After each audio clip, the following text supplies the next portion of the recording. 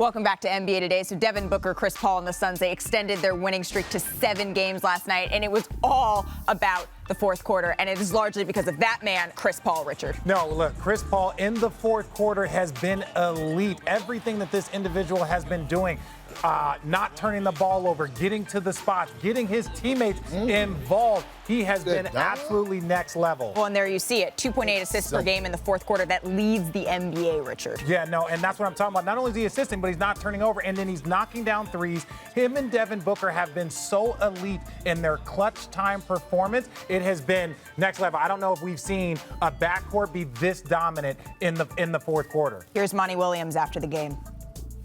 It is a luxury to have the ball in his hands, makes the right plays, and he's not afraid to take those shots. The numbers that he puts up, just making sure the team's ready to go and, putting people in the right spots. And, he kind of puts the defense in a tough situation. It's like a pick your poison thing with him, especially, if he's getting good screens and that Biggs rolling, he makes it tough on the defense. Chris Paul, he just continues to make his teammates better when it matters the most. He has 120 assists in the fourth quarter this season, 45 more than any other player. So I'm here with Big Perk, Richard, and JJ, and I want to start with you. So given that the Suns' record, fourth quarter numbers, should Chris Paul be considered in the MVP conversation? It's a setup. I'm done with you guys today. That's a setup. I'm done with you guys. That is a setup. Look, he absolutely can be a part of the conversation. When we talk about Devin Booker and CP as like the best backcourt or potentially the best backcourt in the league, they almost offset each other when we start talking about MVP. Mm-hmm. That's part of the problem. And look, the eye test people probably love Book better. The analytics people probably love CP better. That hurts them when we talk about who actually is a top 3 MVP candidate on that team. I don't think either of them really are. Right, because when we're talking about Kevin Durant or when you're talking Jokic, about Jokic, Giannis, Embiid, Steph, yes. it's who's carried their team, even with James Harden and Kyrie Irving on that team because of the circumstances, Perk. Well, no, I have to disagree. And look, here's the thing. We have this conversation, and we're going to continue to have this conversation, JJ. If you say Ja Morant, MVP I swear conversation. to God. I was not about to say anything about Ja. I'm actually about to say something about CP3 for the simple fact that, here's the thing. I'm looking at Bismack Biyombo, and I got his name right on the first try. I'm so proud of you. Yeah, I am too. But listen, 16 points, 13 rebounds. He's been averaging a double-double. And I point him out why? Because you could plug anybody in with CP3, and he's going to make them look great. Go back down the line, how he made DeAndre Jordan and Blake Griffin look when you was with the Clippers. You know firsthand. After DeAndre Jordan, CP3 departed, DJ ain't been nowhere to be found, okay? And then when we go to looking at this team, see, here's the problem I have. Tell us.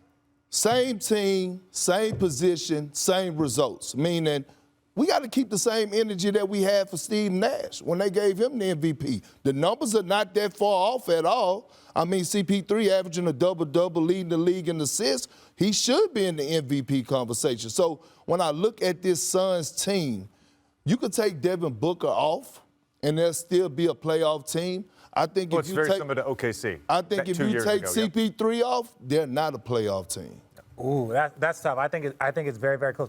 I think the whole MVP thing and why it's kind of confusing is because you're always going to point to the fourth quarter stats of Chris Paul, which is the most important. But when you look at guys, let's say a Giannis, let's say a Ja Morant, let's say whoever it is, a Jokic, they're dominating for 3 quarters. Like, Jokic has no one on the floor, respectfully to his teammates, but he's missing Jamal Murray, missing Porter Jr. So you're missing, 40 points a game, damn near, and he's carrying that load on the offensive end. He's getting everyone involved. He's doing that, but he's got to do that for 48 minutes, where Chris Paul gets his team to the fourth quarter and then dominates in the fourth quarter. So it's like, what is it? Is it the most important time of the game or the overall, stats? It's almost like, and as he's gotten older, he's gotten smarter about this. Yes. It's almost like he's conserving energy. And the first year I really saw this was after he got traded from Houston. He was banged up, reshaped his body. But that year in OKC, he would let Shea go to work.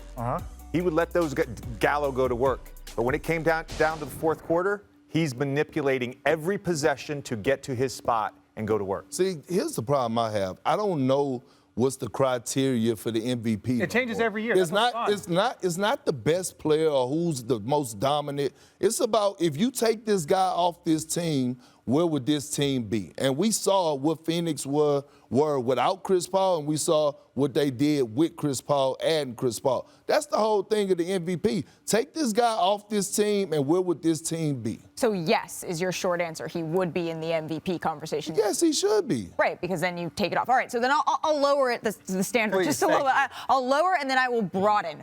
Richard, the best backcourt in the league. Do the Suns have it? Oh, 1,000%. Now, are they right. the most accomplished? No. That still goes to Golden State, and we don't know where Klay will be at the end of the season. That's so fair. let's say, hypothetically, this Klay starts recovering and he gets to 80% with Steph playing at an MVP level. Will they have the best backcourt in a conference finals? I don't know. But currently today, right now, and even I'll go as far to say over the last 2 seasons, they've had the best backcourt in the league, and it really and truly hasn't been that close. You played with Chris Paul. Yes, best backcourt in the league for the Suns right now? Absolutely. The best Yeah. backcourt. And I agree with you. It's not close. Yeah, not even close. It's not close.